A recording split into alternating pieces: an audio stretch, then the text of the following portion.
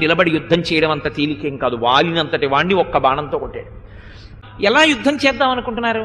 అంత తేలిగ్గా ఏంటి, ఒక్కడ వెళ్ళి చంపేస్తాను, నేను విరిచేస్తాను, నేను చంపేస్తానంటున్నారే. హనుమ వచ్చి లంకనంతటినీ కాలిస్తే ఏం చేశారు మీ అందరూ? పావువంతు సైన్యాన్ని చంపి ఒక్కొక్క సంఘాన్ని ఒక్కొక్క సమూహాన్ని పంపుతుంటే, వెళ్ళిన వాళ్ళని వెళ్ళినట్టు చంపేస్తుంటే ఎవరం వెళ్ళి ఆపగలిగాం? ఆయన రావణుణ్ణి అధిక్షేపించి మాట్లాడుతుంటే ఎవరని నిగ్రహించగలిగాం? ఇప్పుడు కొత్తగా మేం వెళ్ళి చేసేస్తాం అన్నాం. శత్రువు యొక్క బలాన్ని తక్కువగా అంచనా వేయడం కాదా?